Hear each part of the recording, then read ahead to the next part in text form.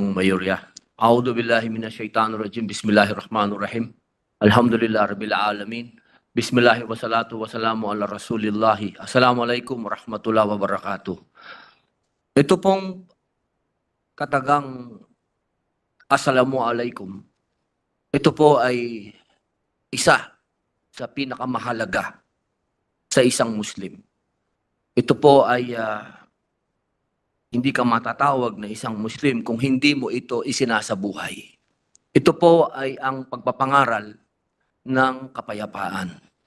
At ako po ay nagpapasalamat sa mga kasama po natin na senador sa araw na ito, lalong-lalo na po kay Senator Bato de la Rosa, kay Senator Loren Legarda, kay Senator Joel, kay Senator Bong Revilla, at kay Senator Win Gatchalian, sapagkat napakalinaw po sa kanilang mga paliwanag na wala pong kinalaman ang religion sa nangyaring ito.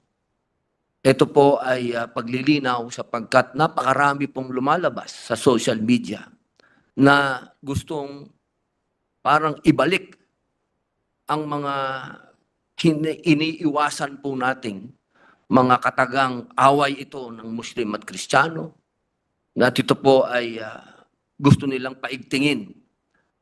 Ako po ay nagpapasalamat sa mga kaibigan kasama natin sa Senado sapagkat napakalinaw po na wala po ito sa katuruan ng aming religion. Ito pong dayuhang ideolohiya na ito, kailanman hindi po ito naging ideology ng mga tinatawag po nating nagbalik loob, katulad po ng nasa Bangsamoro Autonomous Region of Muslim Mindanao at ganun din po sa MNLF.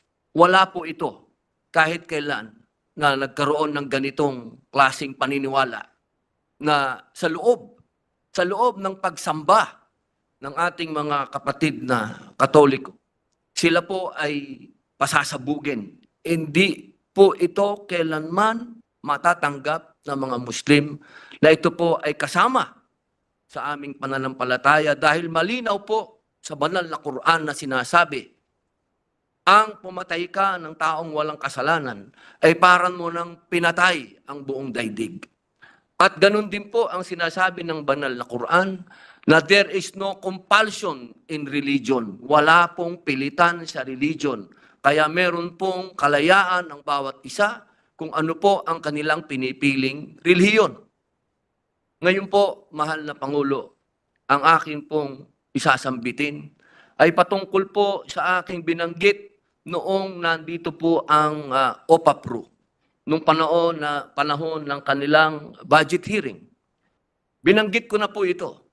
At ako po ay muling magpapasalamat uli sa mga kapatid ko pong senador na nagpapasa na mabigyan po uli ng budget ang Marawi Compensation Board. Sapagkat napakahalaga po na ang mga naging biktima ng Marawi siege ay mapakasa kanila po uli kung ano man po ang naipangako sa kanila ng gobyerno.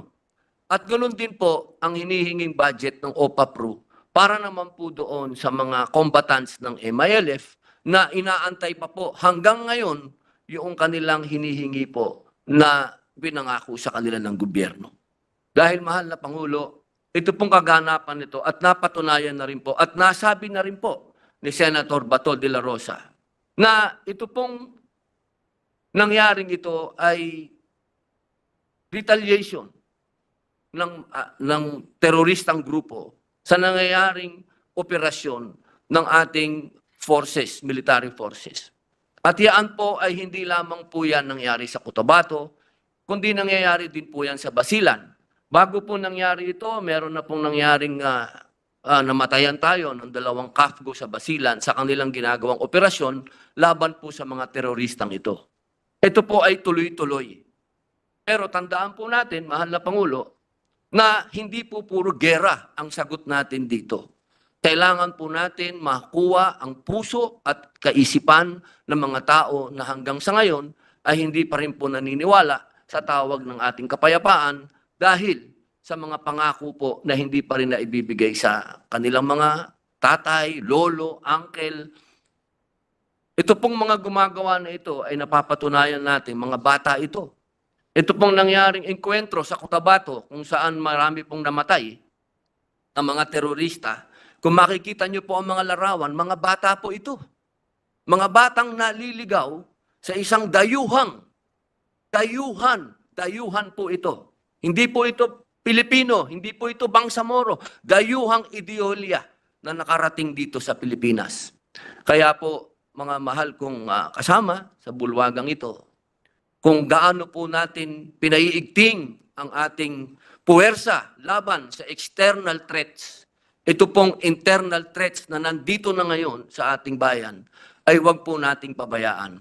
Lalo po nating palakasin ang ating suporta sa ating military, sa intelligence, upang lalo pong igtingin nila ang operasyon laban dito sa mga dayuhan na ito. Sapagkat, mahal na Pangulo, nandito po sila. Sila po ay napigilan lamang natin noong Marawi siege sapagkat talagang ginera po natin sila, pero sila po ay nananatili dito.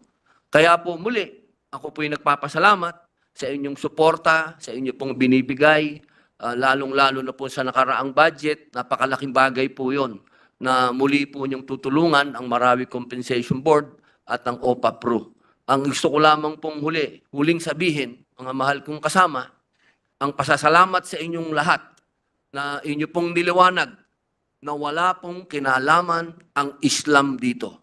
Ito po ay mga terorista at kailanman hindi po sila ang representasyon ng mga Muslim. Maraming salamat. Salamat po. Maraming salamat, Senator. Thank you, Mr. President. Thank you, Senator Robert.